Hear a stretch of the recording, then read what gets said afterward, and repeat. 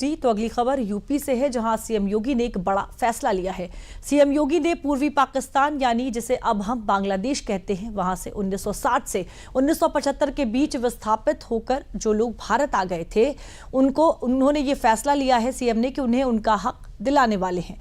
क्या है सीएम योगी का ये फैसला और इससे क्या फायदा होगा, सब कुछ इस रिपोर्ट में देखिए। पूर्वी पाकिस्तान से आए हिंदुओं को योगी सरकार का बड़ा तोहफा। अब यूपी में मिलेगा जमीन का मालिकाना हक।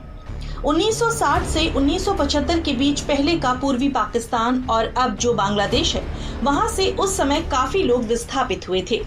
अब उन हजारों परिवारों के जीवन संघर्ष को योगी सरकार सम्मान देने जा रही है, जिन्होंने देश की सीमाओं के उस पार से भारत में शरण ली और दशकों से पुनर्वास की प्रतीक्षा कर रहे हैं। यूपी के सीएम योगी आदित्यनाथ ने सोमवार को एक उच्च स्तरीय बैठक में इसको लेकर निर्देश जारी करते हुए पूर्वी पाकिस्तान से विस्थापित होकर यूपी के अलग अलग जिलों में बसे परिवारों को बड़ी राहत दी है। सीएम योगी ने कहा कि इन लोगों को वैधानिक रूप से भूमि स्वामित्व का अधिकार दिया जाए। ये केवल जमीन के कागज देने की बात नहीं है, बल्कि उन हजारों परिवारों की पीड़ा और संघर्ष को स्वीकार कर उन्हें सम्मान लौटाने का समय है, जिन्होंने सीमाओं के उस पार से विस्थापित होकर भारत में शरण ली और पिछले कई दशकों से पुनर्वास की उम्मीद में दिन गिने हैं। सीएम योगी ने अधिकारियों को ये भी निर्देश दिए कि इन परिवारों के साथ संवेदना और सम्मान पूर्वक व्यवहार किया जाए। ये सरकार की नैतिक जिम्मेदारी है। दरअसल विभाजन के बाद 1960 से 1975 के बीच पूर्वी पाकिस्तान से विस्थापित होकर आए हजारों परिवारों को यूपी के कई अलग अलग जिलों में पुनर्वासित किया गया था। शुरू के सालों में इन परिवारों को ट्रांजिट कैंपों के माध्यम से कई गांव में बसाया गया। उन्हें जमीन भी दी गई थी, लेकिन कानूनी और अभिलेखीय विसंगतियों के चलते इनमें से ज्यादातर लोगों को आज तक वैध भूमिधरी अधिकार प्राप्त नहीं हो सके। सीएम योगी ने बताया कि पीलीभीत, लखीमपुर खीरी, बिजनौर सहित कई जिलों में विस्थापित होकर आए परिवारों को सालों पहले बसाया गया था और उन्हें कृषि भूमि भी आवंटित की गई थी। हालांकि समय के साथ कई कानूनी प्रक्रिया के चलते इन परिवारों को अब तक कानूनी रूप से भू स्वामित्व अधिकार नहीं मिल सका। कुछ जगहों पर अन्य राज्यों से आए विस्थापित भी बसे हैं, जो आज भी भूमि स्वामित्व से वंचित हैं।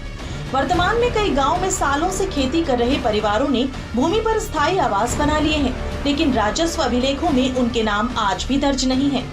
दूसरी ओर कुछ गांव में वास्तव में आज भी उन परिवारों का कोई अस्तित्व नहीं है, जिन्हें पहले वहां बसाया गया था। कई परिवारों ने बिना कानूनी प्रक्रिया अपनाए भूमि पर कब्जा किया है, जिससे समस्या हो रही है। अब इसे सुलझाने के लिए ही सीएम योगी ने अहम निर्देश दिए हैं।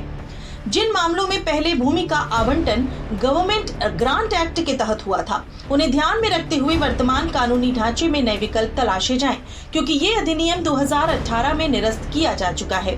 सीएम योगी ने कहा कि ये संवेदनशील प्रयास दशकों से उपेक्षित विस्थापित परिवारों के लिए एक नई उम्मीद है और गरिमापूर्ण जीवन का द्वार खोलने वाला साबित हो सकता है।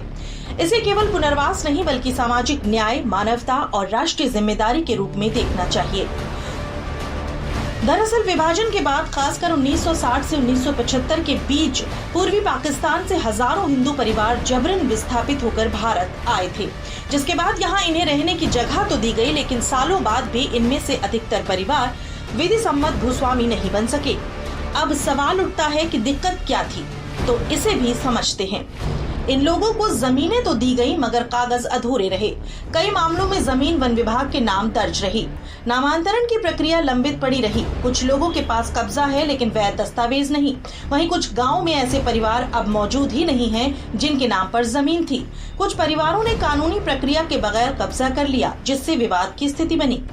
इन्हीं समस्याओं को खत्म करने के लिए अब सीएम योगी ने निर्देश दिए कि जहां भूमि पूर्व में गवर्नमेंट ग्रांट एक्ट के तहत दी गई थी, वहां मौजूदा कानूनी ढांचे के अनुसार विकल्प तैयार किए जाएं, क्योंकि ये कानून 2018 में निरस्त हो चुका है।